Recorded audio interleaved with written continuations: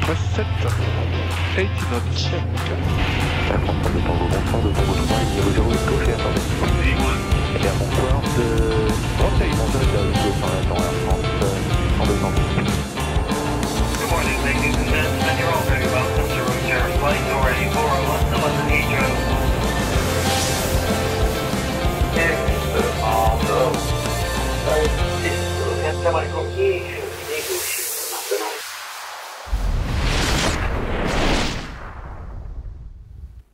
Et bonsoir à toutes et à tous. Bienvenue dans la zone aéro, j'espère que vous allez bien, que vous avez toutes et tous passé une excellente semaine. Bienvenue au bar de la zone. Écoutez, je vois qu'il y a déjà pas mal de gens qui nous rejoignent et ça nous fait bien plaisir. Salut à ceux qui sont déjà connectés. Claudie, monsieur Alex, du côté de Toulouse. Salut mon petit Alex, j'espère que ça va. Que ça vole bien en ce moment, j'ai l'impression. Bienvenue à Seb59RX, un revenant, il est là ce soir. Alice Hydra, Céline Thomé, ah bah oui, Alice, Blue Jack, je pense, de mémoire. Céline qui est là, Free Flight 30. Un petit coucou à toi, une petite pensée à toi, mon ami.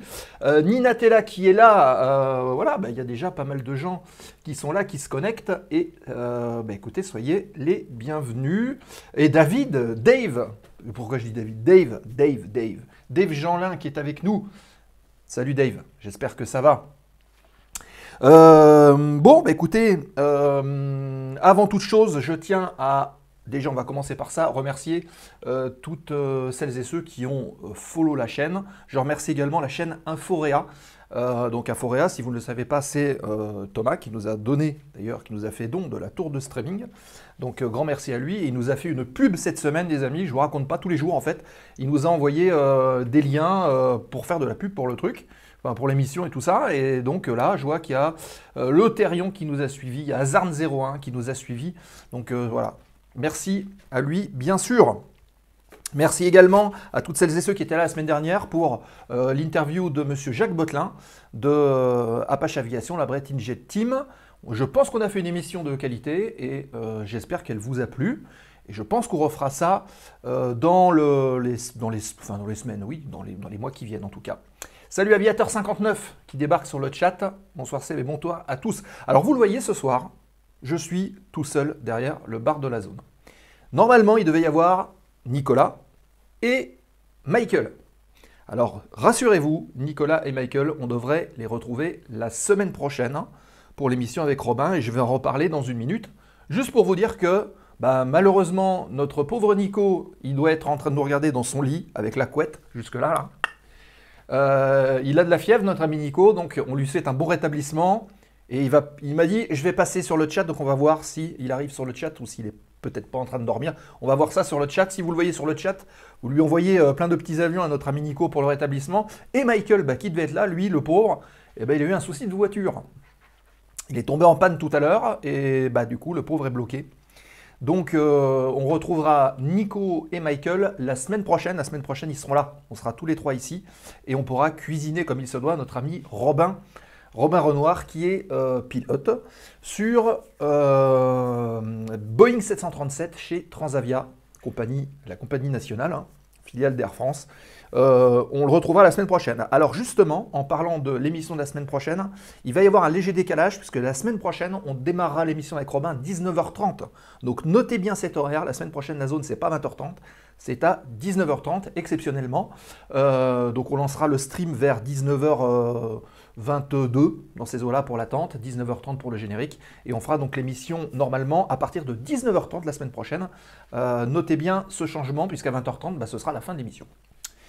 Voilà, écoutez les amis, si tout est bon pour vous, si vous m'entendez bien, s'il n'y a pas de soucis, ce que je vous propose tout de suite, c'est de déposer ensemble le plan de vol de l'émission de ce soir. C'est parti.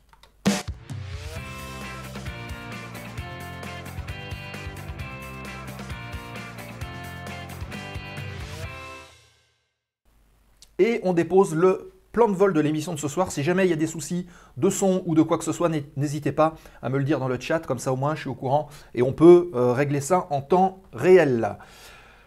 Alors, je vais vous afficher quand même le sommaire avec le petit G1000 qui apparaît là en haut. Le plan de vol de ce soir, donc, comme d'habitude, l'actualité du terminal. On a 3 petites choses à voir ensemble dans l'actu du jour. Et il arrive, il est là, notre ami Nico. Nico, sois le bienvenu.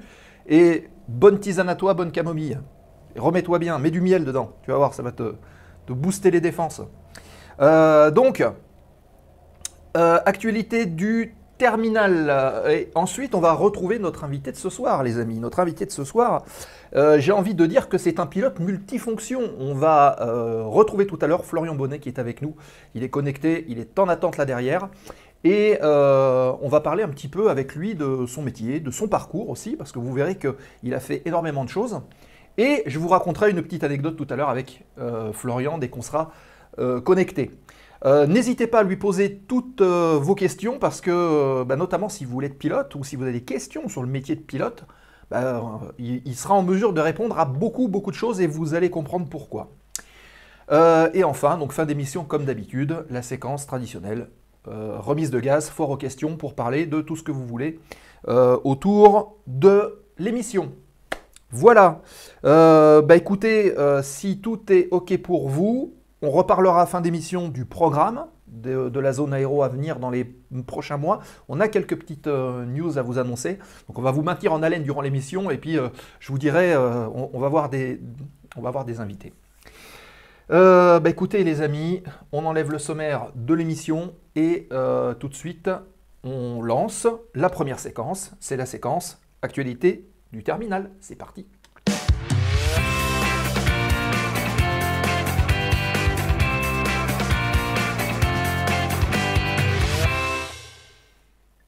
Allez, c'est parti, actualité du terminal. Et je mets la petite caméra ici, comme ça au moins on se voit. Eh bien allons-y, 3 petites news à voir avec vous ce soir. Et la première, vous avez vu cette magnifique salle de réunion? Eh bien ça c'est à l'OACI les amis. L'OACI, l'organisme de l'aviation civile internationale, pour faire simple, qui se sont réunis et qui vont parler justement des émissions de CO2. Alors, alors attendez, hop, je redescends vite fait, oui, ici il y a du son, donc ça marche. Les émissions de CO2 donc à l'horizon 2050, et ça intéresse beaucoup l'OACI, et pas rien que l'OACI, c'est un des débats d'aujourd'hui. Comment est-ce qu'on va pouvoir arriver au zéro émission d'ici 2050? Eh bien ça vient d'être voté, c'est un objectif que s'est fixé l'OACI, et sachez donc que cette organisation de l'aviation civile internationale comprend 193 pays qui sont membres de cette OACI et qui sont du coup d'accord pour essayer de mettre en place tout ce qu'il faut pour qu'on arrive à zéro émission de CO2 d'ici 2050. Voilà, donc d'ici d'ici quelques temps, quoi. Voilà, d'ici quelques années. Sachez que le IATA, donc c'est l'organisation internationale du transport aérien, pour faire simple, s'est aussi engagé à arriver à zéro émission d'ici 2050. Donc l'OACI, c'est plus l'aspect réglementaire, le IATA, c'est un peu plus l'aspect compagnie aérienne, transport aérien. Mais tout le monde est d'accord, et ça s'inscrit dans un objectif de limiter le réchauffement climatique à plus 1,5 degré si on arrive justement à cet objectif-là. Alors, l'impact du carbone, l'impact carbone, en tout cas dans l'aviation, n'est pas géré par les pays. Vous doutez bien que ça ne serait pas possible. Il y a des compagnies qui font des transports d'un pays A à un pays B, donc ça serait un peu compliqué. Donc du coup, c'est les Nations Unies qui vont gérer ça d'un point de vue global, d'un point de vue international. Et les Nations Unies avec l'OACI, voilà, la boucle est bouclée. Sachez que selon les compagnies, il faudra quand même un investissement, et qui a déjà débuté, pour arriver à ce zéro émission de CO2 d'ici 2050. Ce budget, c'est 1550 milliards d'euros qui vont être donc investis au profit de la recherche pour essayer de trouver des alternatives à ces énergies, on va dire, carbonées, que sont le pétrole, et en l'occurrence l'utilisation du kérosène. Alors ça a commencé avec la mise en place de ce qu'on appelle les SAF, donc tout ce qui est carburant durable. On a réussi justement dans les premières phases de test, parce qu'il y a déjà des compagnies qui exploitent un petit peu les carburants durables. C'est une diminution de l'ordre de 80% de la, comment dire, de la consommation, enfin des rejets de CO2 par rapport à l'utilisation du kérosène classique, ce qui est plutôt pas mal. Si maintenant on regarde au niveau des avionneurs, donc si on prend Airbus et Boeing, eh bien ils ont annoncé 100%, allez, on va dire, ils vont essayer de mettre en place les choses pour que d'ici 2030, 100% des avions Airbus et Boeing sortis soient capables de voler avec du carburant durable. Maintenant, restera à suivre l'évolution des autres technologies que les carburants durables. Et vous l'avez compris, on en a déjà parlé aussi ici dans la zone. Je veux dire par là, tout ce qui est avion électrique, évidemment, mais pas que. Il y a aussi les fameux avions à hydrogène qui sont encore au premier stade de développement et qu'on va suivre attentivement, parce que ça peut être aussi des alternatives sympathiques. Voilà pour la première news. La deuxième news, on va aller du côté de Bordeaux, je crois, et Paris, hein, pour Dassault Falcon Service, qui fabrique des jets d'affaires, les Dassault Falcon, comme vous avez sur cette photo, et qui est en passe, qui vient de signer en fait un agrément qui va lui permettre de s'exporter, entre guillemets, un peu partout dans le monde. Il a déjà commencé. Et notamment pour la maintenance de ces avions Falcon, donc jet privé. Vous savez aussi que des avions Falcon, mais il y en a également au sein du gouvernement, puisque certains avions qui sont utilisés par les membres du gouvernement sont des Falcon exploités par l'escadron Esterel, qui est situé du côté de Villacoublay. Et il y a aussi beaucoup de clients qui sont privés un peu partout dans le monde. Donc pour se rapprocher un peu de sa clientèle, Dassault est en train de s'installer un peu partout. Ils viennent de signer en fait l'installation d'un futur centre de maintenance en Amérique du Nord, plus exactement à Melbourne, Orlando, avec la mise en place d'un hangar de maintenance qui fera, tenez-vous bien, 16 000 m², juste pour la partie maintenance, et qui permettra d'accueillir quasiment 18 avions en simultané pour faire la maintenance, et à côté encore 5000 m² qui vont être dédiés plus aux cabines de peinture pour refaire la peinture des avions. Bonsoir à Calimero qui vient d'arriver sur le live et dans le chat. Bienvenue, installe-toi, boucle ta ceinture, on est parti. Donc, installation Orlando, là ça y est, c'est signé, normalement l'ouverture du centre est prévue pour 2024, il faut le temps de le monter, 16 000 m², ça ne se met pas en place comme ça. D'ici 2023, il va y avoir d'autres signatures, il y a d'autres signatures qui sont dans les tuyaux, à savoir par exemple, et entre autres, Dubaï, installation d'un centre à Dubaï pour la maintenance là-bas. Bon, j'ai envie de vous dire qu'il y a des clients potentiels hein, là-bas.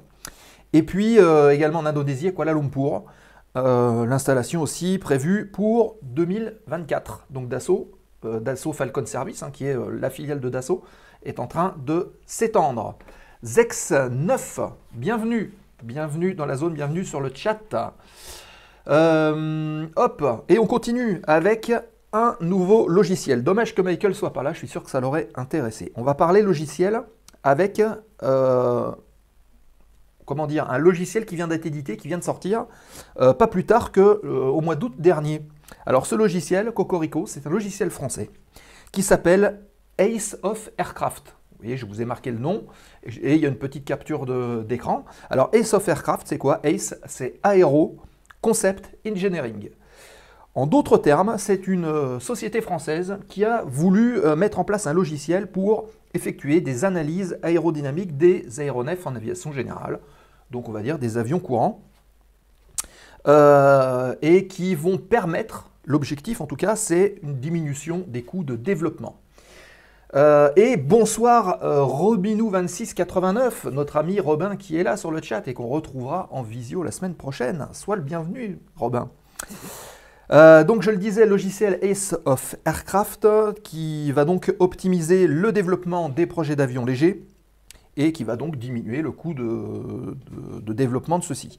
Alors ce logiciel, il provient de la filière automobile, il était prévu pour ça au départ, et il a été commercialisé, je vous le disais tout à l'heure, depuis août dernier. Alors à disposition de cet outil-là, il y a des études en soufflerie, et puis il y a des outils d'aide au prototypage. Alors hop, on va changer de vue pour vous montrer un petit peu à quoi ça ressemble. Donc là vous voyez, hein, il y a un avion, un biplan. avec des zones de couleur. Et hop, si on prend cette vue-là, il y a une possibilité dans le logiciel d'utiliser des outils spécifiques, notamment 2D et 3D, qui vont permettre d'étudier en fait les flux qui passent autour d'un avion pour, en tout cas, étudier et optimiser un profil. Alors, dans ces différents modules, alors, on le voit bien sur le côté un peu Cessna avec les jeux de couleurs là, ce sont des modules 2D, 3D qui sont aussi compatibles avec AutoCAD, le fameux logiciel de conception par ordinateur. Et en sortant justement ces modèles-là et en les implantant dans ce logiciel, il y aura possibilité, à moindre coût en tout cas, de calculer, en tout cas de simuler toute la partie aérodynamique. Donc vous voyez, simulation de l'écoulement des surfaces autour de l'aile, mais aussi, et pas que de l'aile, ça peut concerner aussi les hélices, ça peut concerner toutes les surfaces, les entrées d'air de l'avion, les gouvernes et ce genre de choses. Une autre petite vue. Et donc, multitude de calculs qui sont possibles par le logiciel, comme par exemple le calcul de la stabilité de l'avion. On va pouvoir jouer sur des paramètres pour vérifier comment est-ce que la stabilité de l'avion évolue, et puis du coup, quelles surfaces vont être un peu plus exposées, donc quelle traînée aérodynamique ça va enchaîner. Calcul évidemment de la performance de l'appareil, de la consommation aussi, évidemment, puisque la consommation elle est intimement liée à la traînée de l'appareil. On va parler aussi de la vitesse. On va pouvoir simuler les différentes phases de vol pour établir une vitesse théorique. L'incidence de l'aile, et puis évidemment tout ce qui est limitation de l'appareil qui découle des performances et tout le reste. Il permet même de voir par la zone de voilure, et là vous le voyez bien sur cette photo-là, les zones particulières de l'aile qui vont par exemple décrocher en premier. Donc c'est un super outil de visualisation. Alors sachez que il y a des tutos qui existent, des tutos existants qui vont permettre la prise en main assez rapide de l'appareil. Il y a différents types de licences qui sont disponibles. Et tenez-vous bien, il y a une version gratuite valable pendant 1 an qui est téléchargeable directement sur le site. Alors je vais vous donner l'adresse. L'adresse c'est www.aero-ce.com www.aero-ce.com Attendez, ce qu'on va faire, je vais faire plus simple. Hop, je vais vous le taper directement dans le chat, ce.com. Voilà, vous avez le lien qui s'affiche. Et si vous allez là-dessus, vous récupérez la version gratuite de ce logiciel et vous pourrez vous amuser, pourquoi pas, à importer en fait des petites choses, des profils d'aile. Et salut Badinter 18, bienvenue dans la zone. Avec grand plaisir. Téléchargez le logiciel, installez-le, et si après vous êtes pro, si vous connaissez des pros qui voudront s'équiper de ce logiciel, il faudra quand même mettre la main à la poche. Normal, c'est un logiciel professionnel, et ça coûtera la modique somme de 6 000 à 8 000 euros par an, ce qui n'est pas tellement grand-chose si on met ça au regard du développement d'un avion léger. Il faut le dire quand même.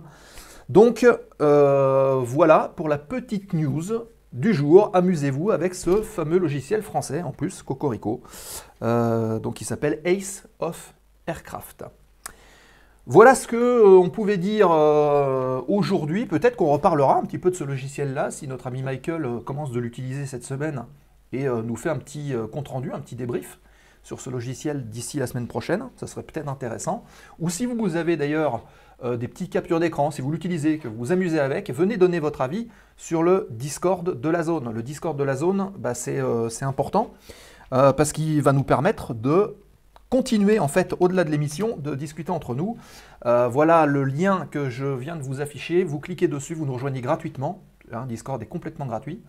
Et puis il y a tout un tas de rooms et on peut discuter en dehors de l'émission, quasiment en temps réel. Poster des avis, des photos, des vidéos, c'est comme une sorte de forum et on prolonge en fait l'expérience de la zone aéro au-delà de l'émission. Donc venez, il y a déjà pas mal de gens qui sont là, qui sont sur le Discord et ça nous fait plaisir parce qu'on continue de discuter tous ensemble. Voilà, il y a beaucoup de gens qui nous ont rejoints, je vois la liste qui s'agrandit, donc merci à toutes et tous d'être présents pour cette zone aéro. Génial, merci encore une fois, Badinter 18, grand plaisir. Et bienvenue à Julien R3 qui vient d'arriver, bienvenue dans la zone, installe-toi. On boucle la ceinture et on va continuer avec la prochaine séquence de l'émission. Cette prochaine séquence, donc, elle est consacrée à un pilote multifonction qu'on va retrouver dans un instant. C'est la séquence embarquement avec, et on va retrouver tout de suite notre invité du jour, à savoir Florian Bonnet, pilote multifonction. Et ben, si vous êtes prêts, on y va. Embarquement avec Florian pour la zone aéro de ce soir. C'est parti.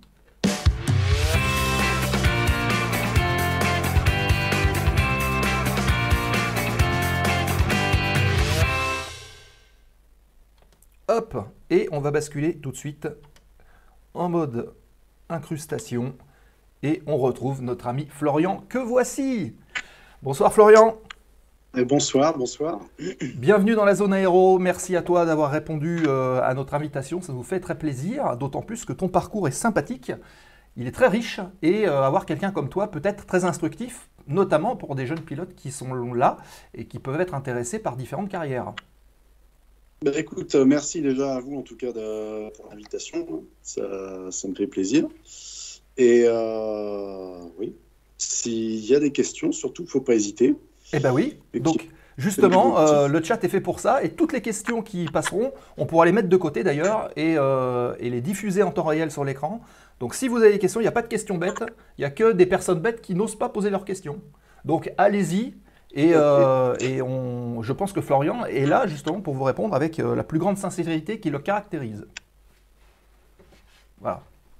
Alors, avant de démarrer, on va pas déroger à la tradition, mon cher Florian. Ce que je te propose, c'est de lancer un petit chrono et de nous expliquer ou de te présenter en l'espace d'1 minute. Est-ce que tu es d'accord pour te prêter à cette petite expérience? Oui. Ok. Et bien alors, on lance le chrono et c'est parti. Ah, je sais pas si... Oui, c'est bon, c'est parti. Alors, donc, je m'appelle Florian. J'habite aujourd'hui en Bretagne. Je suis copilote dans une compagnie d'aviation d'affaires, donc sur Challenger 350.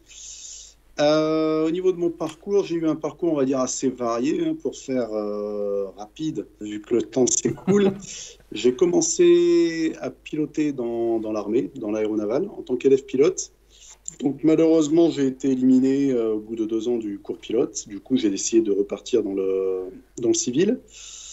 Et donc fin 2007, début 2008, j'ai fait ma licence professionnelle, mes qualifs instructeurs.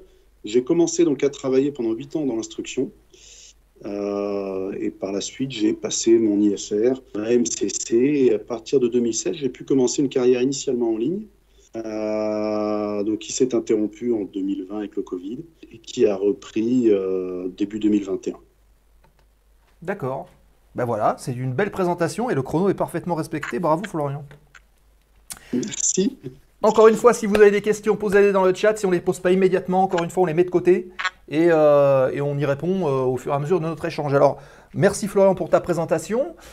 Tu nous as dit donc un parcours divers et varié, déjà une volonté militaire au départ de commencer à piloter. C'était pourquoi? C'était pour, comment dire, allez, j'ose le terme, le financement de la formation. C'était vraiment pour le côté militaire de la chose, pour faire pilote de chasse, par exemple, embarqué.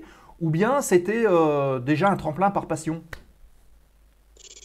Non, c'était vraiment pour le côté militaire de la chose, effectivement. Je dirais que c'est très spécifique comme métier, pilote militaire. Donc, c'est pas une voie dans laquelle il faut s'engager uniquement pour le financement de la formation. Ça, c'est un conseil que je ne donnerai pas. Donc, non, c'était vraiment, oui, par passion, par intérêt. J'avais envie d'être pilote militaire. D'accord. Après, j'étais peut-être effectivement pas fait pour ça. Ce qui fait que mon parcours s'est arrêté au bout de 2 ans. Mais c'était, oui, on va dire, par intérêt pour la filiale militaire. Ok, très bien. Ensuite, donc tu le disais, tu as fait toute ta formation. Comment est-ce que tu as abordé justement cette partie de ta formation? Est-ce que tu as trouvé ça compliqué? Pas compliqué? Est-ce que tu as buté sur certains thèmes ou pas? Comment tu peux nous débriefer un petit peu tout ça? Donc tu parles de la formation côté militaire ou par la suite? Non, par la suite. Par la suite, alors, j'ai effectué un cursus modulaire, on va dire pour des raisons financières, hein. Donc, j'ai fait les choses petit à petit, c'est-à-dire que j'ai passé un CPL initialement suivi d'une qualif instructeur. J'ai commencé à travailler comme instructeur monomoteur VFR. Et alors, des difficultés particulières, pas, on va dire que je n'ai pas souvenir. Difficulté comme tout élève pilote, à un moment donné, il y a toujours une phase, on va dire, petite phase d'adaptation sur un nouvel avion, dans une nouvelle école, étant donné que j'ai fait mon CPL dans une école, mon FI dans une autre école. On va dire que c'est un peu similaire quand on passe d'une compagnie à une autre. Chaque exploitant, on va dire, a ses petites spécificités. Donc il faut s'adapter, effectivement. Et donc par la suite, effectivement, j'ai fait mon IFR ainsi que ma qualif bimoteur dans une autre école. Donc voilà, non, à chaque fois, c'est une petite période d'adaptation et il n'y a pas de difficultés majeures. Il faut juste voilà, faut prendre le temps. Ça se met en place. D'accord. Ce que j'ai pu constater systématiquement. D'accord. Mais, Ok. Eh ben, on a déjà une première petite question d'Aviator 59 qui nous dit « Le fait d'avoir fait 2 ans dans l'aéro t'a donné une équivalence dans l'aviation civile ?»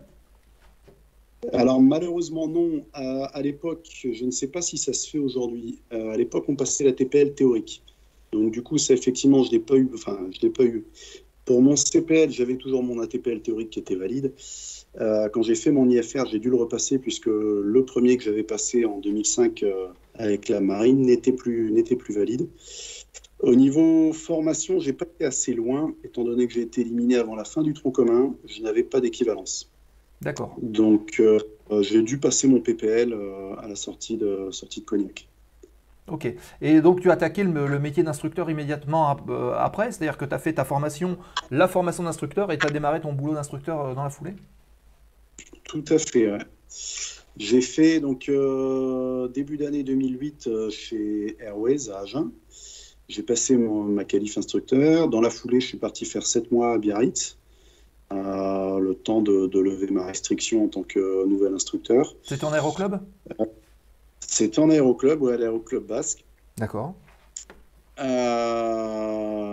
Donc ça s'est très bien passé. Puis ensuite, rapidement à cette époque-là, c'était fin 2008, il y avait les compagnies recrutaient encore beaucoup, juste avant que...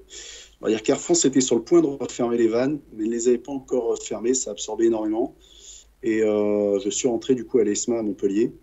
J'ai passé pas loin de 8 ans dans la foulée, donc je suis rentré en 1er octobre 2008, juste avant que le marché se referme. D'accord. Ok, bah c'était finalement, tu as eu le nez pour ça alors. Un timing parfait. D'accord. On va juste faire une...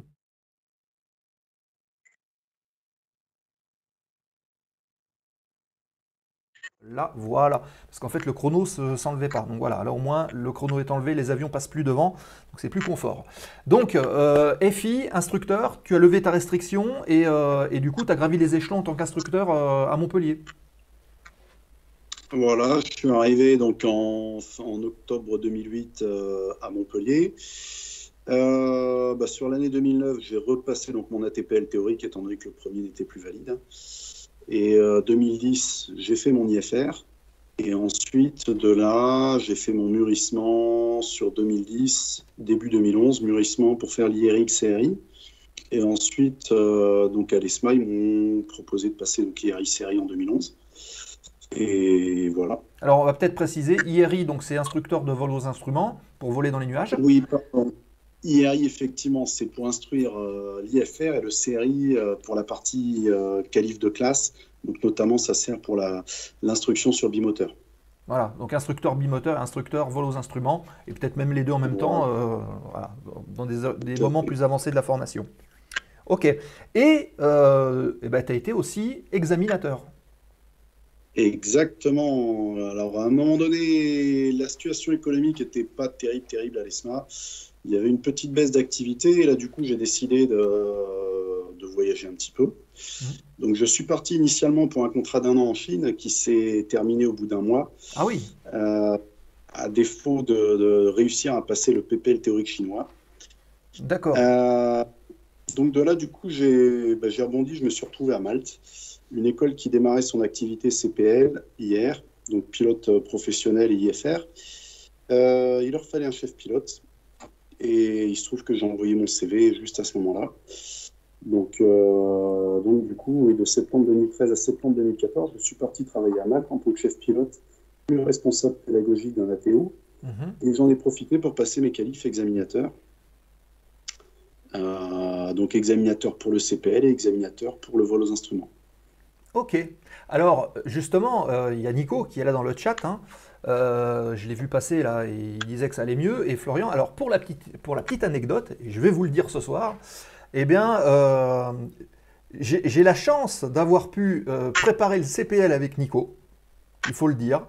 Voilà, et c'est Florian qui m'a fait mon test. C'était il y a maintenant pas mal de temps. Mais voilà, le monde est petit. Donc c'est bien, je vous ai en invité, je vais pouvoir vous torturer maintenant. On va verser le... Voilà, pour l'anecdote.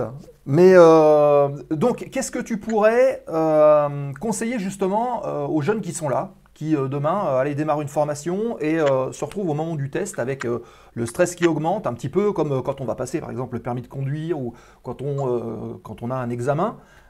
Comment toi, en tant qu'instructeur, examinateur, tu vas les rassurer? Alors, comment je vais les rassurer? Moi, la façon dont on m'a briefé donc, sur les qualifs examinateurs, faut savoir qu'un des prérequis, on va dire, de départ au niveau du test, si le candidat est présenté au test, c'est que l'école s'engage normalement à ce que le candidat ait le niveau requis. Donc, on part bien sur un test, c'est un contrôle de compétences. On n'est en aucun cas là pour piéger le candidat. Le postulat de départ, en fait, quand on arrive en briefing en tant qu'examinateur, c'est que le candidat réussit son examen. Puisque si le candidat n'avait pas le niveau requis, il ne devrait normalement pas être présenté par l'école. Donc si on arrive au jour du test, en principe, il n'y a pas de raison pour que ça se passe mal. Après, évidemment, on n'est jamais à l'abri d'une contre-performance.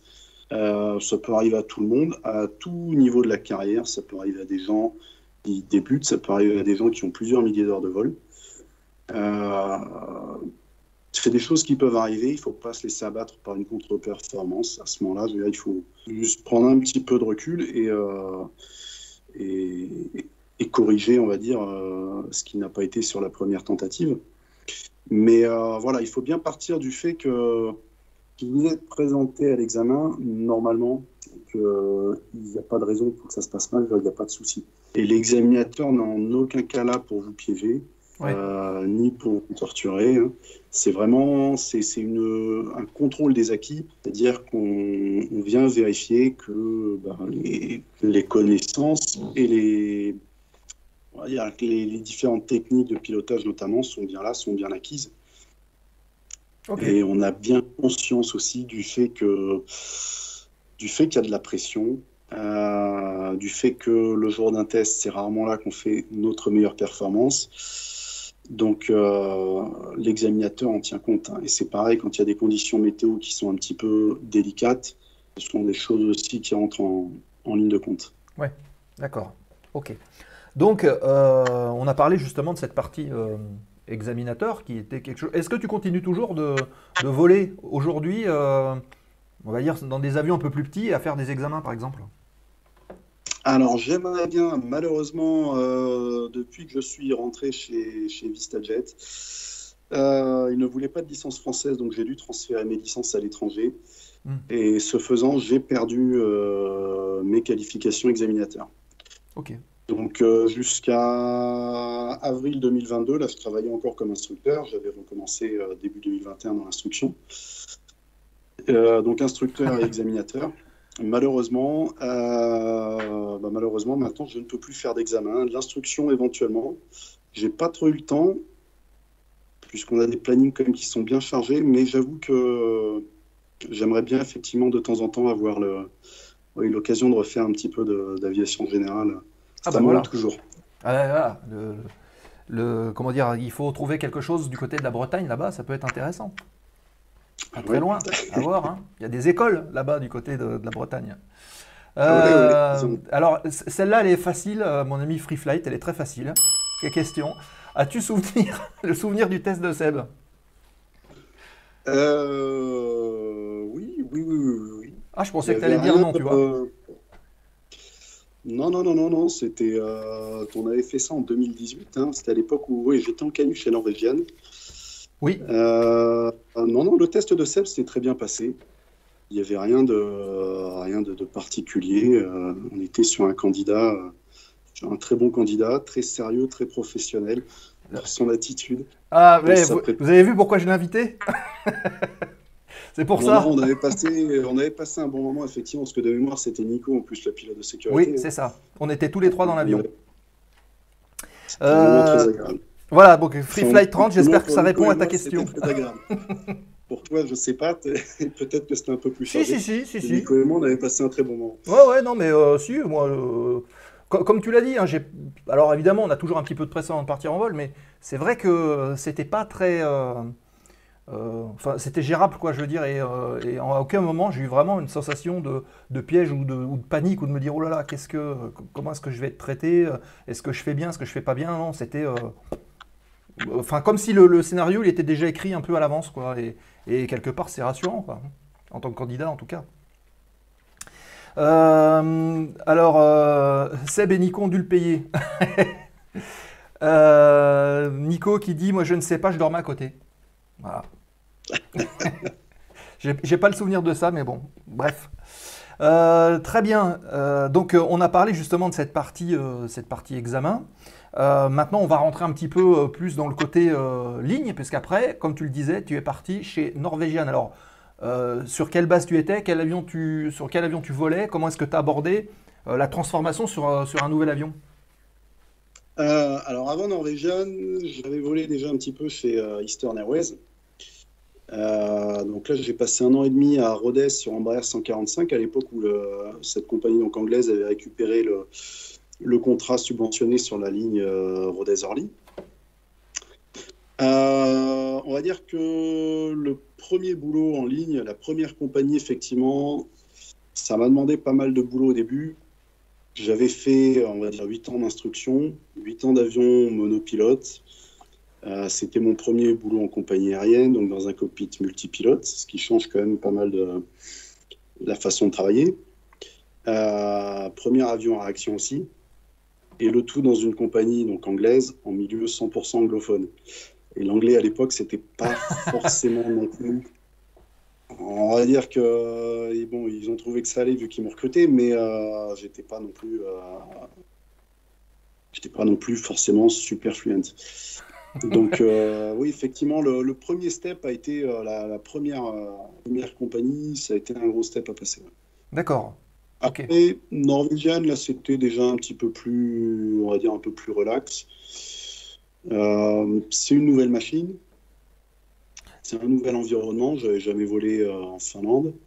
Et l'AQT, parce que tu as parlé justement, tu étais donc sur Embraer 145. Tu Ouais. as trouvé la qualification sur l'avion compliquée ou pas? La première, oui, je dirais, ça demande du boulot. Ça demande du boulot. Après, on est quand même bien accompagné. Hein. Je veux dire, les compagnies, quand ils embauchent, quand ils investissent comme ça, font ce qu'il faut, on va dire, pour que le training se passe bien. Puisque l'objectif, une fois qu'ils commencent à investir sur une personne, c'est pas d'éliminer la personne. Ouais. C'est vraiment de l'amener au niveau. Donc, il y a quand même un environnement, on va dire, qui est bienveillant. Et Mais ça représente effectivement, combien de temps à peu près de formation? Alors, Eastern Airways, de mémoire, on avait commencé le 9 mai 2016, je crois. Et on avait fait les tours de piste vers fin juin. On avait fait les tours de piste le lendemain du vote pour le Brexit. Ah oui. C'était aux alentours de mi-juin. Donc on va dire que les cours au sol, les différents cours au sol, plus les simus et les tours de piste, ça avait pris un peu plus d'1 mois, Ok. je pense. Donc 1 mois quand même de cours intensifs sur l'avion pour découvrir cette machine et la prendre en main, quoi. Ouais. D'accord. Alors, cours avion et cours compagnie aussi. Cours sur les SOPs, tout ça. Ok. Donc SOPs, les procédures, les fameuses procédures spécifiques aux compagnies pour que tout le monde parle le même langage quelque part. Voilà. Ensuite, donc, passage chez Norwegian. Tu prends la direction de l'Europe du Nord et ça se passe comment? Alors, le passage chez Norwegian, l'idée initialement, c'est ce que j'avais vendu à ma femme, c'était un déménagement en Espagne. Ah, Et là, on s'est retrouvé à Helsinki. alors c'est ballot pour un pilote de se tromper de partir au sud au lieu du nord. Voilà. Je suis rentré dans la compagnie, on va dire, quelques mois trop tard, effectivement. Mais après, la Finlande, c'était quand même une super expérience. Comment ça se passe? Ça se passe plutôt bien. Le training était plus long, machine un petit peu plus grosse, un peu plus compliquée. Ouais. Du coup, on avait plus d'heures de simulateur à faire. Donc là, le training a duré, partie initiale, on a commencé mi-janvier, je dirais de mi-janvier au mois de mars. Donc 1 mois et demi. Ensuite, là, il y a eu pas mal d'attentes. Pas mal d'attentes, puisque Norwegian, ce qu'ils faisaient à l'époque, c'était ce qu'on appelle donc une qualif zéro flight time. Pour des gens qui avaient déjà un petit peu d'expérience sur des avions type CS-25, il fallait plus de 500 heures. On ne faisait pas ce qu'on appelle le base training, les tours de piste dans l'avion, mais on les faisait au simu. Par contre, la contrepartie, c'est que les 4 premiers secteurs du line training doivent être faits avec un TRI et non pas avec un line training captain. Ouais. Et tout ça, bien sûr, dans un certain laps de temps. Et vu la quantité de pilotes, typiquement, qui recrutaient à cette époque-là, c'était en début 2018, ils n'avaient pas, on va dire, les équipes de formation qui suivaient derrière. Donc forcément, ça bouchonnait. Donc j'ai fini la partie QT, on va dire, au mois de mars. Là, il y a eu un petit couac au niveau du simu le jour de mon test. Un petit problème de paperasse, donc du coup, le test a été annulé. D'accord. Et j'ai dû attendre 1 mois avant d'avoir un nouveau créneau de simu dispo, puisque les simu 737 à l'époque étaient ça tournait à plein régime. Donc du coup, la qualif, voilà, en poche à partir d'avril, plus après, le temps de faire, d'attaquer le light training, c'était, on va dire, fin mai, début juin. Alors, le light training, pour expliquer un peu aux gens qui ne connaissent pas forcément ça, c'est quoi? C'est qu'on te met en condition de travail et on regarde comment tu te comportes, quoi. Alors, le line training, c'est vraiment la partie, on va dire, l'adaptation en ligne, c'est comme ça qu'on dit en français. C'est-à-dire que la partie qualification de type, là, c'est vraiment spécifique à l'avion. Donc, chez Norwegian, on travaillait quand même avec les procédures de la compagnie, les différents call-outs de la compagnie. Mais chez Eastern Airways, par exemple, c'était une qualif Embraer 145 un peu plus générique. Là, chez VistaJet, c'est pareil. On passe une qualif Challenger 350 Bombardier. Alors maintenant, on le fait avec la doc de VistaJet, mais initialement, c'est une qualif Bombardier. Donc, c'est-à-dire qu'après, en fait, dans cette partie line training, c'est vraiment l'apprentissage des procédures, on va dire, de la mise au format de la compagnie sur les procédures quotidiennes. La qualif de type est plutôt axée sur tout ce qui va être panne, découverte des différents systèmes, différentes pannes à traiter, à gérer, comment on va pouvoir les gérer. Et après, la partie line training, c'est plutôt les opérations quotidiennes. Mais donc, effectivement, avec tous les call-outs standards, tout le maniement des EFB, puisqu'aujourd'hui, beaucoup de compagnies passent à l'Electronic Flight Time. Donc ça, c'est des iPads, hein, pour faire simple, enfin des tablettes, quoi, dans lesquelles il y a toute la doc. Tout à fait. Il n'y a plus de gros bouquins qu'on trimballait dans des 12 kilos de livres. Ça, c'est fini. Non. Effectivement, Eastern Airways, à l'époque, on avait encore des cockpits tout papier. Ouais. Mais je pense qu'on était parmi les derniers en Europe, puisque c'était en 2016, quand même 2016-2017. Norwegian, c'était du cockpit zéro papier. On pouvait vraiment se passer, on n'avait besoin ni de feuilles ni de stylos. On avait éventuellement un petit bout de papier pour noter le nombre de passagers pour ceux qui le souhaitaient ou ce genre de petites infos. Mais on pouvait aussi venir au boulot sans stylo et sans feuille. D'accord. Oui, et VistaJet, c'est en cours de transition. On a encore quand même des logs papier. On expérimente aussi certains logiciels, c'est en train d'être mis en place pour tendre vers du zéro papier. Oui, c'est dans une démarche un peu plus écologique, entre guillemets, quoi. Une réduction des coûts aussi, peut-être. Puis alors bon, il y a le côté écologique, il y a aussi le côté opérationnel. Parce que moi, je me rappelle, alors typiquement, donc Eastern Airways, on était, nous, sur une base un petit peu séparée du réseau à Rodez. Donc on recevait régulièrement des énormes cartons avec toutes les mises à jour de la doc de vol, tout ça. Et il fallait nous renvoyer par courrier, pareil, toutes les logs de nav vers des enveloppes de vol tous les jours avec les reçus pour le fuel, enfin toute la doc, les feuilles de massé centrage, etc. Et à Aberdeen, typiquement, c'était le principal hub de la compagnie. Il y avait une personne donc, qui travaillait aux opérations, qui passait 3 ou 4 jours par semaine sur 5 dans le hub à Aberdeen. Et là, il sautait d'un avion à l'autre pour faire entre 2 étapes, entre 2 vols, les mises à jour de la doc des avions. Ah ouais. En fait, il volait pour changer des feuilles de place, pour faire simple. Donc, voilà. Ok. Alors qu'aujourd'hui, typiquement avec l'iPad, enfin l'iPad ou autre tablette, il suffit d'appuyer sur le bouton et si on a une connexion correcte, la mise à jour du système se fait automatiquement. Ouais. Et on imagine multiplié par le nombre d'avions qui sont en opération. C'est vrai qu'il n'y a pas photo. Hein. D'accord. Ouais. Ok. Donc, te voilà ensuite donc copie chez Norwegian. Alors, tu faisais quoi comme destination en règle générale? Alors, Norwegian, ça c'était vraiment génial au départ d'Helsinki, c'est qu'on avait un réseau qui était très varié. C'est-à-dire qu'on faisait autant des vols courts, vols sur Stockholm, là c'était des étapes de 35-40 minutes, des vols vers le nord de la Finlande. Et on desservait donc l'hiver le Maroc, les Canaries, tout le sud de l'Espagne, Malaga.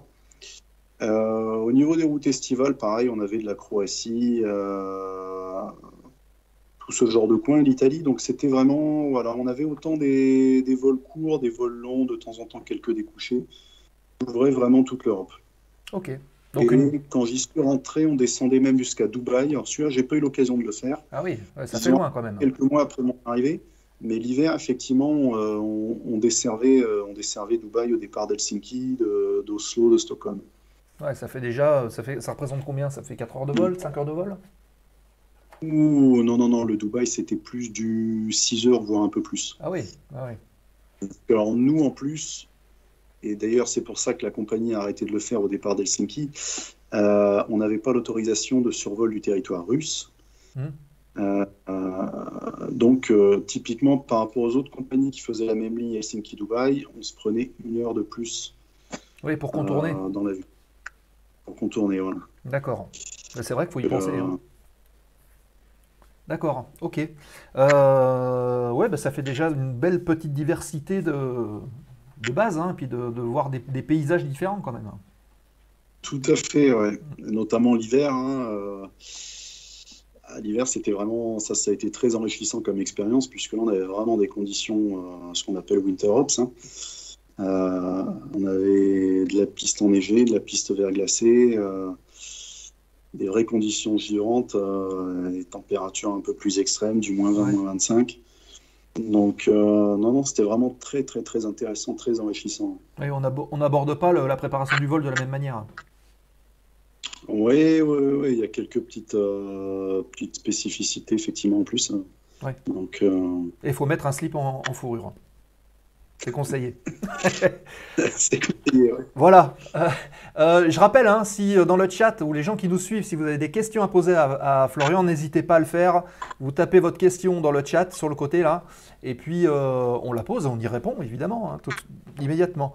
Donc ensuite, fin des activités de Norwegian, te voilà revenu en France. Et du coup, tu franchis le cap, hein, parce qu'on va faire un petit raccourci sur le côté aviation d'affaires. Alors, j'ai envie de te demander quelle est la grosse différence entre ce que tu vis aujourd'hui en tant que pilote d'aviation d'affaires, ton ancien poste en ligne, hein, et le côté un peu école que tu as pu voir. Alors, l'aviation d'affaires, la grosse différence vraiment avec la ligne, je voudrais dire que c'est vraiment 2 métiers différents. C'est-à-dire que la ligne, on a un aspect... alors après, il y a des compagnies... Ça va dépendre aussi des activités. Certaines compagnies qui font pas mal de charter. Donc là, on a une activité un petit peu moins routinière. Mais bon, Norwegian, on avait quand même, voilà, on avait, on va dire, un planning été, un planning hiver. Le programme des routes sortait 2-3 mois à l'avance et après, on avait notre planning le mois d'avant. On savait que tel jour, on faisait tel vol. C'est quand même beaucoup plus cadré, beaucoup plus calé. Là, l'aviation d'affaires, on est vraiment sur du vol à la demande. Hein, donc, c'est très varié. On sait, en général, on va dire que le planning du jour est à peu près fiable. Le planning du lendemain, ça commence déjà à être du long terme. Et le planning dit pour dans 2 jours, c'est même pas la peine de le regarder. D'accord. Donc oui, ça arrive, je veux dire, de partir le matin, de ne pas savoir où on va passer, où on va finir le soir. C'est une variété aussi de terrain, puisque là, on fait vraiment... Après, ça va dépendre des avions, bien sûr, mais sur Challenger 350, c'est quand même des machines qui posent court. Donc la façon dont VistaJet l'exploite en Europe, on est vraiment sur du 3-4 secteurs par jour. Des vols relativement courts, principalement internes en Europe, un petit peu d'Afrique du Nord ou de Middle East. Et on fait des terrains, on fait aussi bien on va dire, du gros terrain contrôlé type Francfort, Munich, que du terrain à Fis. Là, j'ai déjà eu l'occasion de me poser à Orléans-Saint-Denis, de me poser au Castellet, des terrains dans les Alpes type Sion ou Samedan en Suisse. Ouais. Donc vraiment, pareil, voilà, une diversité d'opérations. On va dire que pour l'instant, j'ai dû faire 5 mois en vol. Je pense que tous les mois, j'ai découvert des nouveaux endroits, quoi. Ah oui, d'accord. Et ça s'adresse à qui, en fait, cette aviation d'affaires? Enfin, en tout cas, vos opérations, je ne sais pas si on peut le dire ou pas. C'est plutôt c'est des hommes d'affaires, c'est la jet set, c'est des gens qui ont, en tout cas, les moyens de se payer, en fait, un déplacement comme ça. Alors, c'est des gens qui ont les moyens, c'est sûr. Après, j'avoue que pour l'instant, j'ai pas trop côtoyé les clients, puisqu'en général, le copilote cherche plutôt les valises. Ah oui, Donc, ça c'est une autre facette du métier. ça, c'est une autre facette du métier, effectivement. C'est-à-dire que tout ce qui va être ménage, donc on a une hôtesse derrière. Hein. On va dire que la cabine, c'est plus son domaine, mais le soir, quand on arrive, tout le monde s'y met quand même pour remettre l'avion en état, pour remettre la cabine en état. Donc, oui, il ne faut pas avoir peur de passer un petit coup d'aspirateur dans la cabine. Les bagages, effectivement, c'est les pilotes qui les chargent. Donc, ça fait un petit peu de manutention aussi. C'est des choses dont il faut avoir conscience. Oui, au niveau des clients, moi, pour ce que j'en ai vu, il y a effectivement des hommes d'affaires, enfin hommes ou femmes hein, d'ailleurs. Il y a des gens aisés, jet-setters sûrement aussi un petit peu. J'avoue que je n'ai pas analysé plus que ça. Mais oui, non, effectivement, c'est une clientèle aisée. Ok. Alors, on va regarder, on va essayer de l'incruster, on va parler un peu de l'avion. Je vais essayer de mettre ça et de te mettre en mini. Est-ce que ça marche? Est-ce que je t'ai en mini ou pas? Oui, attends, je vais t'incruster, comme ça tu vas pouvoir réagir en même temps. Voilà, comme ça on te voit, on voit l'écran, on voit tout ce qu'il faut. Donc le voilà, cet avion, ce Challenger 350, c'est, j'ai envie de dire que c'est presque un avion de chasse, mais quand vous volez, vous montez à quelle altitude, à quelle vitesse vous allez? Alors, le Challenger 350, on monte au niveau 450. Donc le premier niveau, on va dire, garanti par le constructeur, par Bombardier, quand on décolle à la masse max, hein, c'est le 430. Ouais. C'est ce qui est très agréable, effectivement, tu parles d'avion de chasse. C'est un avion qui est surmotorisé par rapport à sa masse. Donc on est quand même sur un avion relativement léger, puisqu'on est à 18 tonnes 4 de masse maximum au décollage. Et le concept de ce que j'en sais, hein, du Challenger 350, en fait, c'est quand Bombardier a racheté Learjet, ils ont récupéré ce concept-là en fait de chez Learjet. Et Learjet, la spécificité, c'était vraiment ça. C'était vraiment des avions surmotorisés. J'ai volé moi avec quelques commandants de bord qui ont eu l'occasion de faire du Learjet 60, je crois de mémoire. C'est ce qu'il y avait avant chez VistaJet. Effectivement, ça doit être une des machines qui a un rapport poids-puissance les plus élevés parmi ce qui existe. Donc là, on a vraiment des performances Moi, c'est ce que j'apprécie beaucoup sur cet avion, c'est-à-dire qu'en approche, il est léger, il est plus facile, je dirais, que le 737, il y a moins d'inertie. Oui. Ce qui m'a posé le plus de problèmes, je dirais que c'est plus la partie initiale, et notamment quand on a des clairances de montée relativement faibles, du type 2-3 000 pieds, puisque là, ça arrive vraiment très très vite. Oui, d'accord. On a vraiment, voilà, c'est un avion qui a des bonnes performances de montée. On peut rapidement se retrouver. On va essayer de se limiter pour éviter les problèmes avec la pressu à 6000 pieds minute en montée après le décollage. C'est déjà pas mal. Mais si on veut, on peut aller chercher un peu plus. Oui, d'accord. Et, Bah c'est quand même bien au-delà de l'aviation de ligne qui, elle aussi, évolue à peu près, allez, on va dire quoi, 10 000 pieds en dessous? oui, de mémoire, le 37, hein, on pouvait monter techniquement jusqu'au 410. Après, j'avoue que je l'ai fait une ou deux fois seulement, puisque oui, fallait vraiment qu'on soit léger pour monter jusqu'au 410. En général, on était plutôt sur des niveaux 380, 390. D'accord. Oui, donc là, on monte très vite, on est en haut, et quand on est en haut, forcément, on consomme moins, on va plus vite. Voilà. Ok. C'est l'idée, effectivement. Puis on est aussi plus tranquille, il y a moins de monde, donc Oui, on peut se négocier des raccourcis, moins de trafic. d'accord. Alors, on peut regarder aussi ensemble un petit peu la cabine. Donc, c'est ça, c'est Oui. conforme un petit peu à ce que tu as. Il y a combien de places là? Alors la cabine, là de ce que j'en vois, on dirait qu'il y a le canapé au fond à droite. Alors nous, la configuration qu'on a en fait, c'est les 8 sièges, comme on appelle ça en club, là, donc en face à face. Tout au fond après, on a Ouais, donc les ici, toilettes. en fait, c'est et des derrière sièges. les Hein. On toilettes. enlève le canapé, on rajoute 2 sièges face à face pour avoir la Voilà, nous, configuration c'est que ce vous avez, qu'on a. vous. Ouais. Nous, c'est ce qu'on a. Et là, en fait, de là où est pris la photo, juste derrière, on a le galet qui est relativement petit. Le galet, donc, où on va retrouver toute la partie, on va dire, vaisselle, machine à café. On est équipé d'un micro-ondes. Donc là, c'est vraiment voilà, la partie où l'hôtesse va travailler pendant le vol pour préparer les repas. Ouais, Et tout au fond, là-bas, ce qu'on voit, hein, c'est les toilettes. ici. Et en fait, la porte qu'on aperçoit, la donne sur la soute. Oui, Je pense celle que du fond. Là. ouais, voilà. La porte des toilettes, en général, n'est pas fermée. Et donc, vraiment, la porte qu'on voit fermée, c'est ce qui donne sur la soute. D'accord. Ok. Oui, donc il y a moyen d'aller chercher pendant le vol des bagages si besoin? Oui, c'est accessible. D'accord. Ok. Et puis, on va regarder un petit peu le tableau de bord parce que là, on est quand même sur du beau matériel. Alors, ce tableau de bord, est-ce que tu peux nous le décrire brièvement, nous expliquer un petit peu ce qui pour toi sont des points forts, des atouts, ce que tu aimes bien? Alors, le tableau de bord, c'est un avion quand même. Moi, on va dire que l'avion le plus moderne sur lequel j'ai volé, finalement, on retrouve. C'est vraiment un avion de dernière génération. Alors, pour l'instant, nous, sur ce qu'on a, on n'a pas d'automanette. Ça, c'est le petit point qui change par rapport au Boeing. Donc, ça se passe, on va dire, comme sur des avions plus légers. Hein.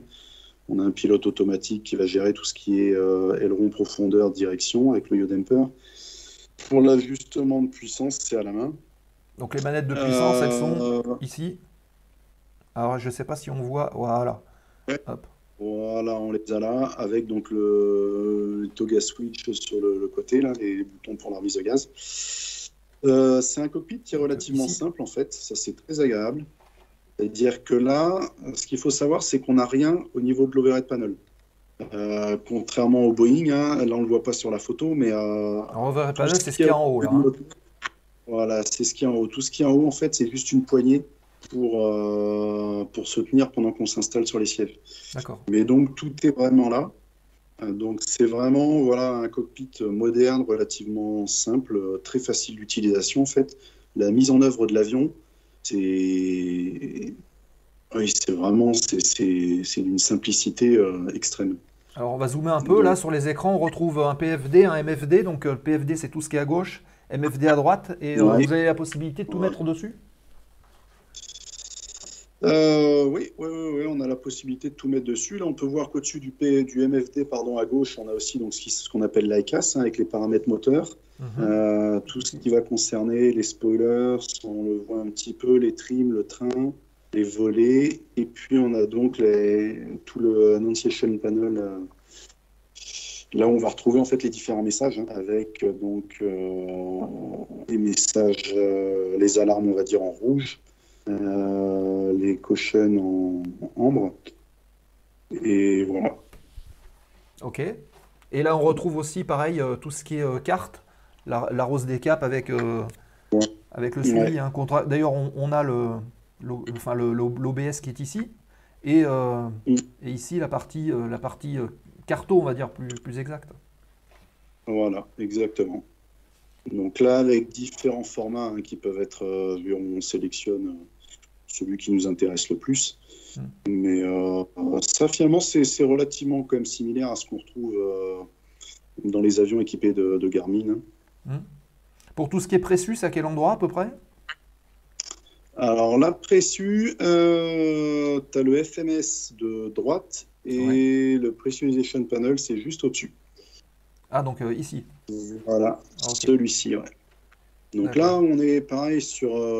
c'est relativement basique, en fait. C'est-à-dire que tout est géré de façon automatique. Après, en cas de problème, on a donc la possibilité de repasser en manuel, d'ajuster nous-mêmes la pressurisation de la cabine.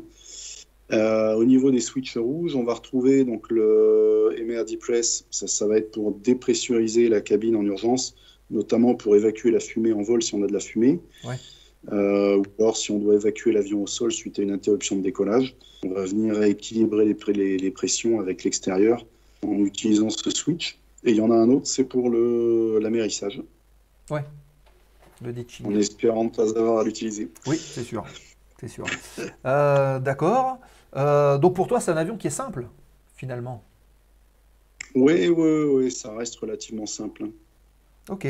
D'accord. Si vous avez des questions dans le chat qui suivait, si vous voulez, si vous vous interrogez sur un instrument particulier, vous avez une question sur l'avion, n'hésitez pas aussi à poser vos questions et on va y répondre. Et qu'est-ce qu'on retrouve en fait sur le yoke, sur le manche? Alors sur le manche, on retrouve on va dire les choses classiques, c'est-à-dire là la grosse molette noire, ça c'est le trim pour la profondeur et pour les ailerons. Il est un petit peu particulier sur cet avion, c'est un pli à prendre. Donc à savoir, il faut appuyer en fait sur la petite partie centrale et après de là on peut commencer à trimer en profondeur aux ailerons. Okay. Le bouton rouge juste en dessous, c'est pour déconnecter le pilote automatique. Et après on va retrouver le push to talk qui est derrière. Et là les deux boutons noirs, ça va être notamment pour piloter par transparence à travers le pilote automatique. Oui, d'accord. Ok. Ok, très bien. Hop, on va revenir en vue un peu plus large. Oui, puis après, donc l'organisation du tableau de bord, elle est à peu près identique. Là, ici, c'est un steering qu'on a, donc on pilote l'avion au sol avec le joystick qui est sur la gauche. Ouais. Le steering est là. Donc c'est uniquement côté captain. Donc le copie ne peut pas rouler l'avion. Le copie ne peut pas rouler l'avion, non. Mais alors, ça veut dire que cet avion-là, il était monopilote au départ? Non, je pense pas. Après, moi, je t'avoue que tous les avions que j'ai faits, je n'ai jamais vu de steering à droite. L'Embraer 145, c'est uniquement à gauche. Le Boeing 737, c'est une option pour l'avoir à droite. Okay. Alors, il y a des compagnies, notamment, je crois que c'était à l'époque KLM, qui avaient pris l'option pour que les copies puissent faire le roulage aussi. Mais typiquement, toutes les compagnies low cost, c'est du poids en moins, c'est de l'argent en plus. Ouais. Donc, en gros, ça les intéresse pas. Alors, la question qu'on peut se poser, c'est de se dire, si jamais il arrive un pépin au commandant de bord, qui contrôle l'avion? Alors, dans le cas d'une interruption de décollage pour une incapacité commandant de bord, ou même si ça arrive en vol, on va dire qu'au niveau du palonnier, il y a toujours il y a un certain contrôle quand on a encore un petit peu de vitesse. Donc moi, la façon dont je vois les choses, et c'est en général ce qu'on m'a enseigné dans les différentes compagnies, c'est éventuellement si on a ce qu'on appelle donc un Rapid Exit Taxiway, donc vraiment les taxiways qui tournent peu, qui sont faits pour dégager plus rapidement avec des vitesses plus importantes, on va dire que ça se tente. Sinon, si c'est que des sorties à 90 degrés, on arrête l'avion sur la piste. La piste sera bloquée et on fait intervenir les secours directement. Après, c'est sûr qu'effectivement, du coup, ça bloque la piste, ça bloque l'aéroport s'il n'y a qu'une seule piste sur l'aéroport. Ouais, d'accord. Ok. Tu vois, c'est intéressant de parler de ce domaine-là. C'est vrai qu'on n'a pas toujours l'occasion de parler justement des steerings et ce genre de choses. Au niveau, on va dire, au niveau rayon d'action, au niveau consommation, ça donne quoi sur cet avion? Alors, en termes de consommation, on est en moyenne sur du 1800-1900 livres par heure. Alors, il faut faire la conversion, il faudrait diviser par 2,2. J'avoue que j'ai encore un petit peu de mal là-dessus. C'est la première fois dans cette compagnie que, au niveau des perfos, on travaille en pied et non en mètres, sur tout ce qui est distance d'atterrissage et de décollage. Et au niveau des masses, on fonctionne en livres et non en kilogrammes. Mais ouais, en termes de consommation, oui, on est sur du 1800-1900 livres. Donc, il y a une petite division à faire, mais on arrive sur du, sans vouloir dire de bêtises, je dirais un 900 kg, 900 kg par an. D'accord. Donc, Ok. 9 tonnes, je pense. Et petite remarque de Robin qui nous dit chez TuiFly, donc sur les 737, les 737 n'étaient pas équipés de steering à droite pour les copies. Donc merci Robin qui confirme ce que tu disais. Ouais, non, je pense qu'effectivement, il y a peu de compagnies qui ont pris Ouais. l'option, à mon avis. D'accord. Ok. Bien, on a fait le tour de l'avion. On va te remettre en incruste normale. Voilà. Donc, maintenant qu'on a parlé de l'avion, on a parlé un peu de la consommation. Est-ce que tu as un ordre d'idée à peu près du coût de revient, on va dire peut-être à l'heure, d'un avion comme ça, juste pour avoir un ordre d'idée? Ou pas Alors, du tout? le coût de revient, je ne me suis pas trop penché sur la question. La façon dont fonctionne VistaJet, en fait, c'est un modèle, un business plan un peu particulier. C'est-à-dire que déjà, c'est une compagnie qui est propriétaire de ses avions, contrairement à d'autres opérateurs type NetJet, où là, c'est de la multipropriété. Et ensuite, on a, on va dire, deux types de vols. Donc, il y a soit ce qu'on appelle les vols sur demande, où là, en fait, les passagers, via des plateformes de brokers, réservent leur vol. Soit sinon, vraiment, le cœur du business de VistaJet. Alors, le terme anglais qu'ils utilisent pour ça, je ne l'ai plus, mais là, en fait, c'est des clients qui nous achètent des blocs d'heures, on va dire, annuels, qu'on leur vend plus cher que les vols sur demande, mais par contre, on leur garantit la disponibilité de l'avion.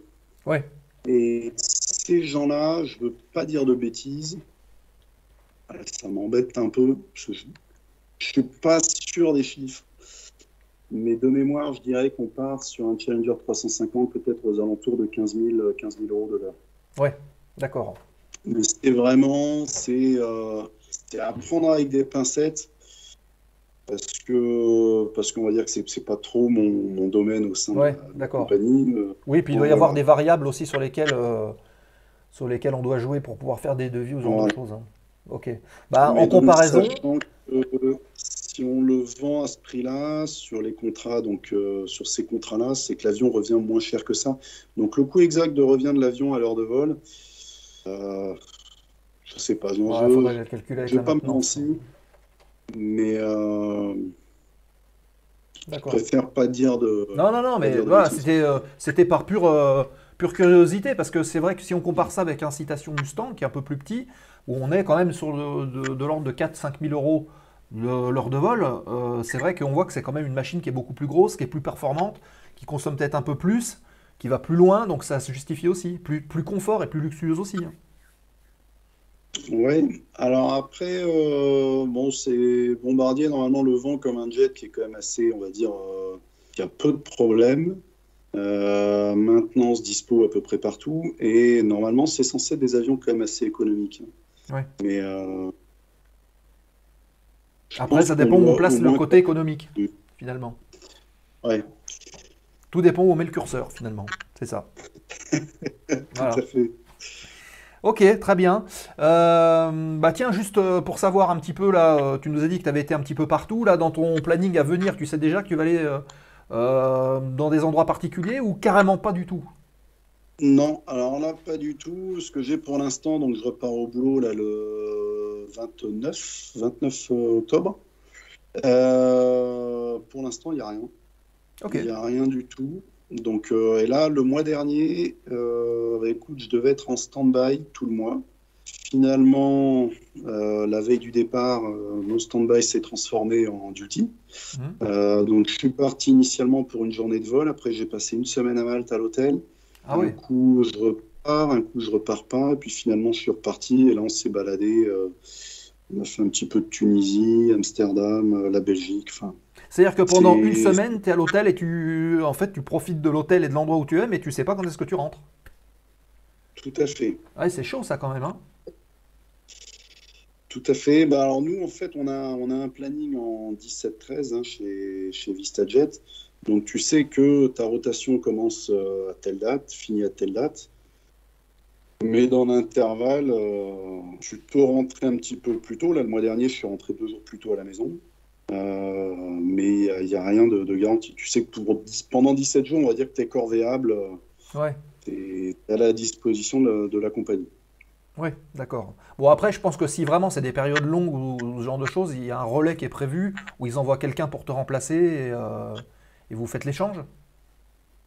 Ah bah, une fois que tu as fini tes 17 jours, le 17e jour, il te renvoie sur ta base. Ouais, C'est-à-dire que d'accord. là, nous, alors ça après, c'est la façon dont fonctionne VistaJet, mais on va dire qu'il y a énormément de types de planning différents. Il y a des compagnies qui font d'une semaine on, une semaine off. Après, il y a des gens qui volent pour des privés. Et là, c'est pareil.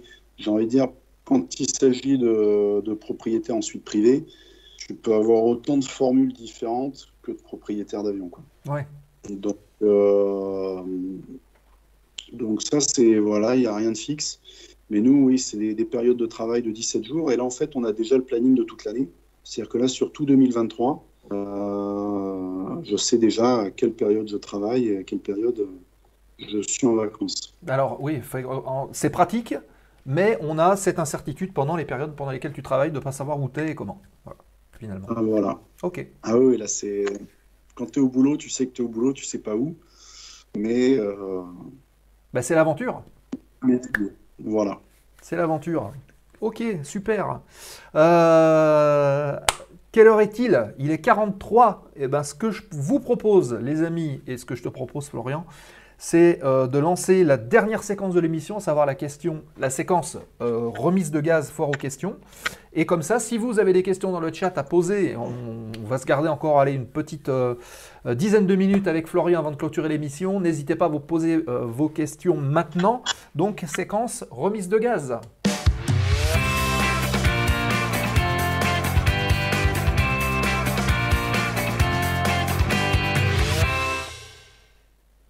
Et la dernière séquence de l'émission de ce soir avec Florian qui est avec nous. Donc, on a parlé un petit peu de cette particularité des pilotes d'aviation d'affaires qui sont, on va faire un peu d'ironie, corvéables à souhait. Voilà, comme ça, on alimente un petit peu la polémique. Mais quelle vie tu préfères finalement? C'était ta vie de pilote de ligne quand tu l'as vécu chez Norwegian où les choses étaient bien classées? Ou alors c'est finalement ce côté un peu imprévu de la chose? Alors j'avoue que je me suis retrouvé dans l'aviation d'affaires, c'était un peu le hasard, hein. Quand j'ai postulé, en général, une fois qu'on a commencé en compagnie, malheureusement, il y a beaucoup de gens, on va dire, qui, dans les différentes compagnies, que ce soit dans les compagnies régulières ou dans les compagnies d'aviation d'affaires, qui ont tendance à mettre les gens dans des cases, malheureusement. Ouais. C'est-à-dire qu'une personne qui va commencer en ligne, ok, il est de la ligne, il ne s'adaptera pas à l'aviation d'affaires, et vice-versa.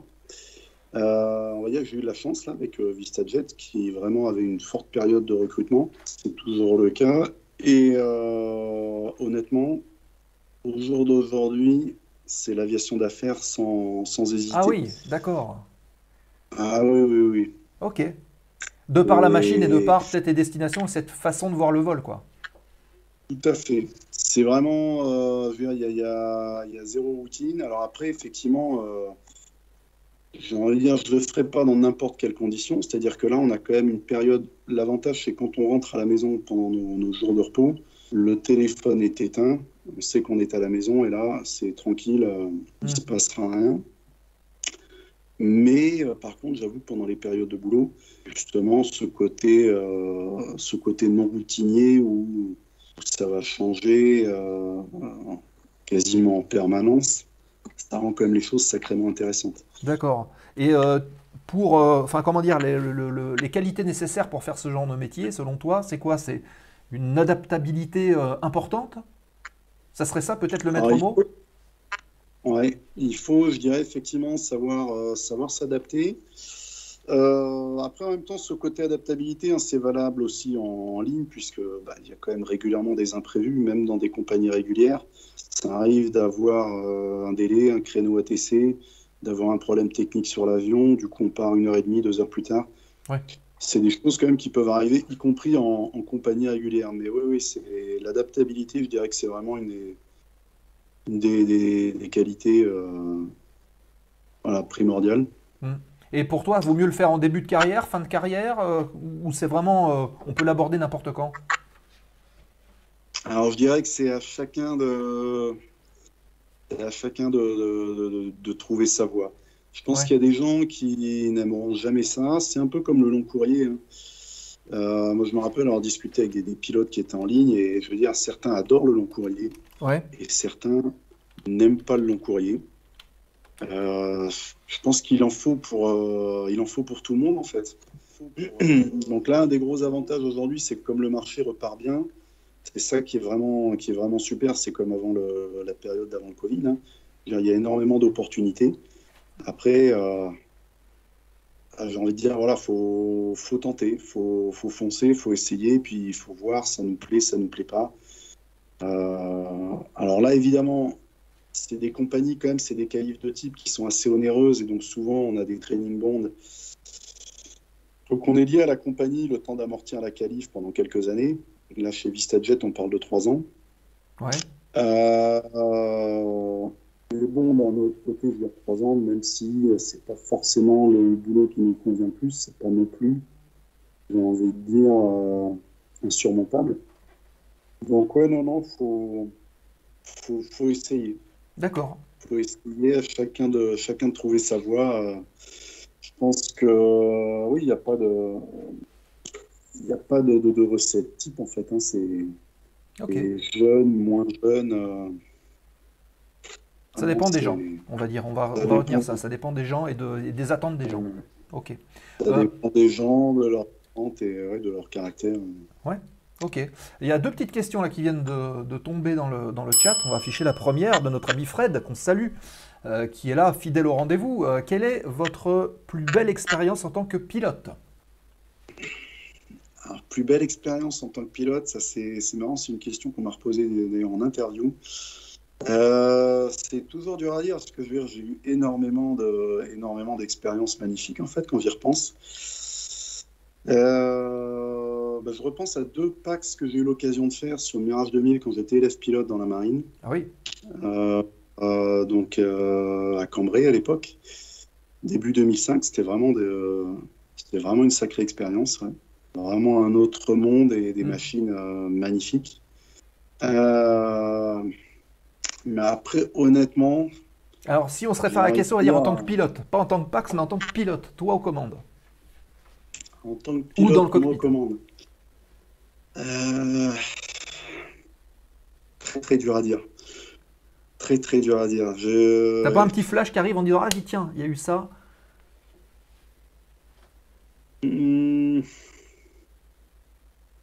Non, là tout de suite, c'est vrai que les premiers vols, je veux dire, enfin, mais que ce soit sur Embraer 145, je suis y aller, même sur aviation légère, même en planeur, j'ai fait un petit peu de planeur aussi quand j'étais élève. J'ai des souvenirs magnifiques du planeur où je volais à Saint-Rémy. C'est honnêtement la plus belle expérience, je ne saurais trop dire. Je dirais peut-être le premier vol solo. Ouais.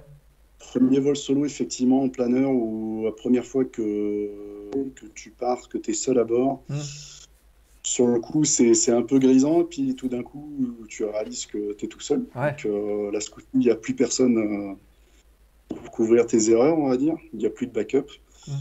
Donc il va falloir On avait Il va dit qu'on falloir- ferait une émission là-dessus, sur le vol solo, justement. Et ça serait intéressant de remettre ça au goût du jour. On en avait parlé avec notre ami Nicolas. Ok, donc pas un instant particulier, mais une multitude d'instants particuliers. Oui. Ok.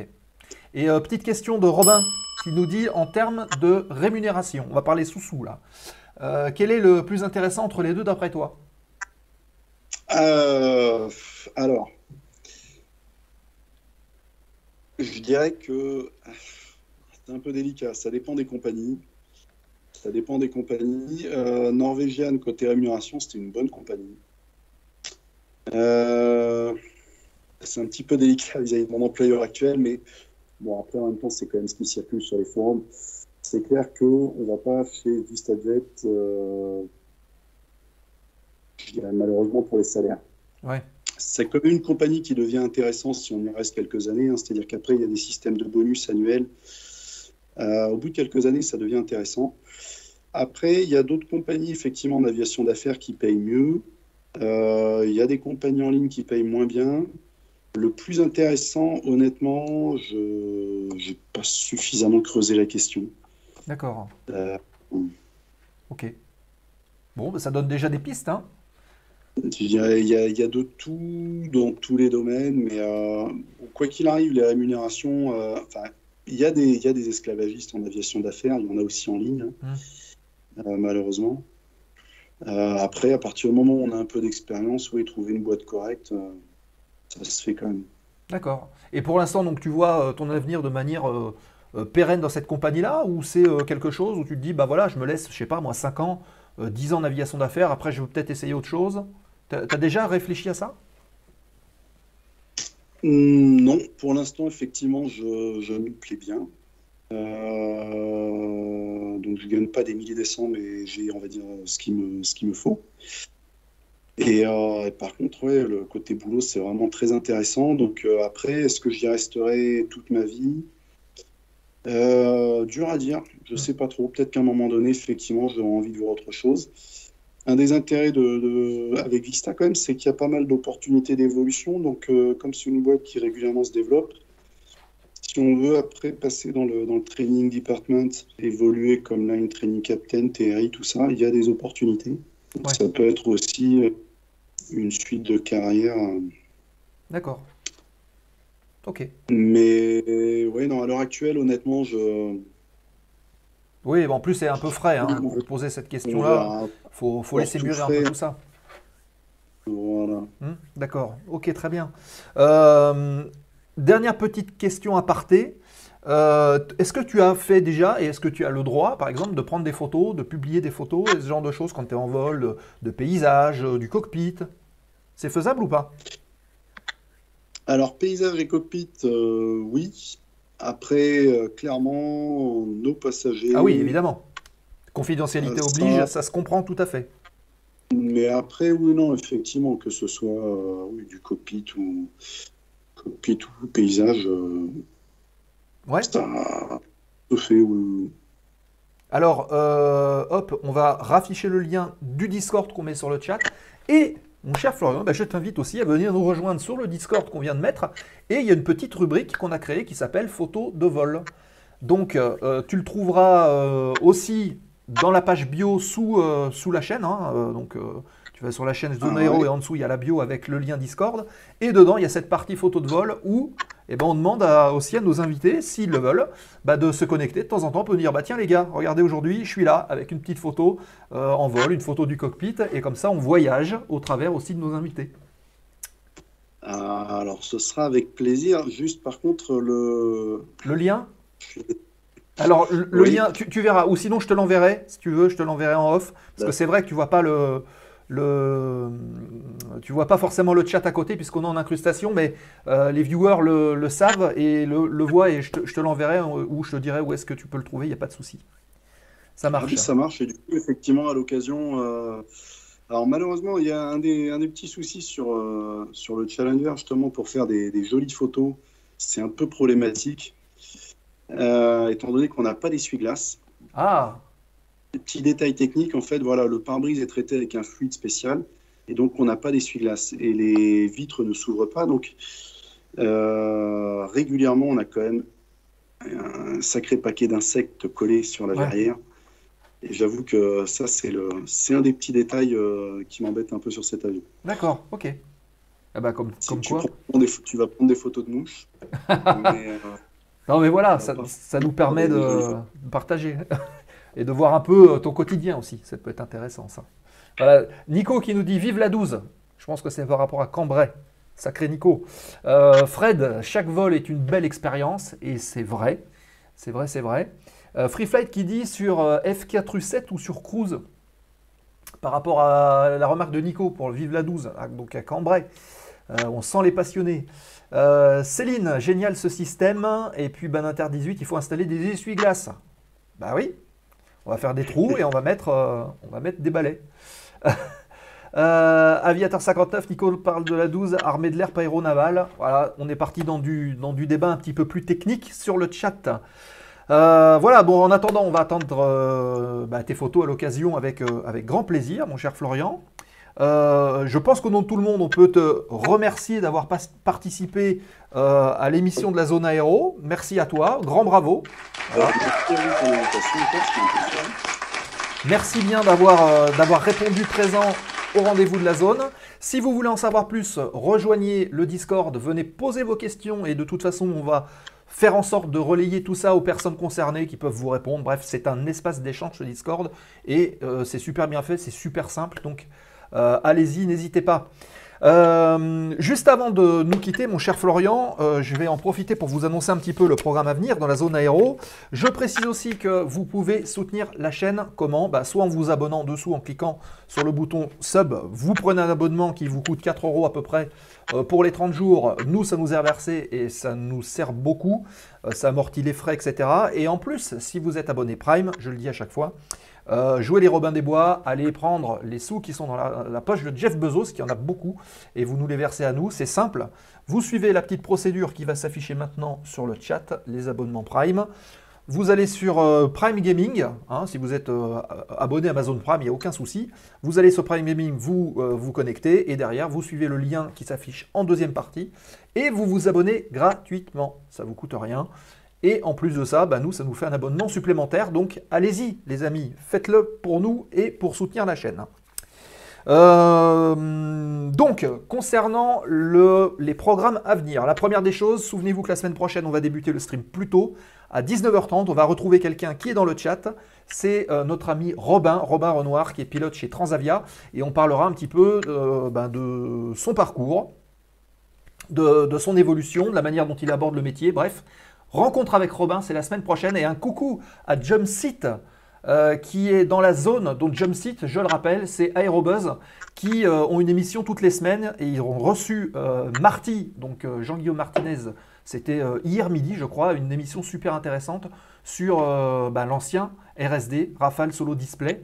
C'était super intéressant. Donc Jumpseat ABZ, je vous invite à aller vous abonner à la chaîne et aller voir un petit peu ce qu'ils font. Et merci à l'équipe de Jumpseat d'être présente sur la zone. Il y a beaucoup de remerciements, mon cher Florian. Merci à Florian pour cet échange de Free Flight 30, Fred aussi. Merci Florian, belle soirée. Julien, merci pour tout. Robinou à la semaine prochaine. Fred aussi qui te remercie. Vivement mercredi prochain, mon Robin. Donc voilà, il y a des gens qui sont impatients et ça fait plaisir. Donc, je le disais, semaine prochaine, on retrouve Robin. Ensuite, on va se reporter début novembre. Alors, début novembre, on va avoir plusieurs invités. Il y en a un qui est sûr, l'autre qui reste encore à confirmer. Le premier qui est sûr, c'est le 2 novembre. On va parler drone, les amis. Pourquoi on va parler drone? Parce qu'on va rencontrer ni plus ni moins que le fondateur de la société Freeway Prod, qui est le preneur d'images on va dire des prises de vue aériennes faites par drone pour France Télévisions, et notamment sur l'émission Les Racines et des Ailes et sur le Tour de France. Donc on va parler un peu plus technique, on va voir quel matériel ils mettent en œuvre pour faire ces émissions-là, et puis aussi comment est-ce que ça se passe au niveau des déclarations, si vous voulez avoir des informations concrètes sur la manière dont on peut faire évoluer un drone et parler peut-être un peu réglementation, on pourra le faire. C'est Michael Gisseler qui sera avec nous le 2 novembre prochain. Ensuite, on se reporte au 9 novembre et si tout va bien, on aura un conférencier, ancien pilote de chasse, ancien pilote de la Patrouille de France et aussi ancien pilote de la patrouille Breitling, dont on a parlé la semaine dernière. C'est Paco Valert qu'on devrait retrouver le 9 novembre, il reste encore à confirmer. Ensuite, on se reporte à fin novembre, début décembre, avec un monsieur de la télévision qu'on retrouvera également dans la zone aéro. Si tout va bien, la date reste à être définie et on la mettra sur le Discord, c'est monsieur Frédéric Courant, que tout le monde connaît, donc le partenaire emblématique de Jamie Gourmaud dans C'est pas sorcier. On verra peut-être avec lui comment est-ce que ça se passe, comment est-ce qu'ils préparaient leur sujet aéro pour mettre en place justement les émissions. Est-ce que c'était briefé? Enfin bref, on essaiera de rentrer un petit peu dans ces détails avec lui, l'envers du décor de C'est pas sorcier. Et enfin, peut-être d'ici la fin d'année ou début d'année prochaine, on est en train de discuter avec lui, encore même hier. On va parler un peu d'écologie, on en parlait un petit peu en début d'émission avec les programmes CO2. C'est monsieur Jean-Marc Jancovici et on aimerait le recevoir dans la zone pour parler avec lui un peu de ce que serait l'aviation de demain sans les énergies pétrolifères qu'on connaît aujourd'hui et puis l'impact aussi de l'aviation sur le climat. Donc ça serait super intéressant d'en parler un peu avec lui. Et ben voilà, c'est le programme qu'on vous propose d'ici les semaines ou les mois qui viennent. Donc restez, on va dire, fidèles à la zone aéro si vous voulez en savoir plus. Voilà, j'en ai terminé. On va rendre l'antenne maintenant. Florian, merci à toi encore d'avoir répondu présent dans la zone. On se donne rendez-vous sur le Discord. Merci à vous d'avoir été présent. Florian, le petit mot de la fin? Eh bien, bon vol à tous. Et puis, surtout, voilà, s'il y a des jeunes qui veulent se lancer dans une carrière de pilote, n'hésitez pas, allez-y, foncez. C'est, comme on le dit souvent, le plus beau métier du monde. Mais oui, c'est la vérité, quoi. Il faut vraiment y croire et se donner les moyens de vivre ses rêves. Exactement. Ben voilà, une très belle conclusion. Merci Florian, passez toutes et tous donc une très bonne semaine. Robinou, magnifique programme. Oui, rendez-vous la semaine prochaine, 19h30, notez bien, 19h30 et non pas 20h30 la semaine prochaine. Et on retrouvera évidemment Nicolas et Michael qui seront sur pied avec leur voiture et qui reviendront. Merci Céline pour les applaudissements. Merci Free Flight 30, heureusement qu'il y a les Discord pour se rappeler de ce programme, bien sûr. Merci Fred, encore une fois d'avoir été là. Merci à Baninter18, merci à vous, c'était top encore une fois. Merci Nico, merci Florian. Et on rend l'antenne tout de suite. Rendez-vous la semaine prochaine, même heure, même fréquence, même endroit. La zone aéro, les mercredis. Fly safe. Florian, tu restes en ligne, on se retrouve juste après le générique. Et restez avec nous, on va faire un petit raid, je ne sais pas encore chez qui. Restez avec nous le temps du générique, on bascule chez le raid. Et voilà, à la semaine prochaine.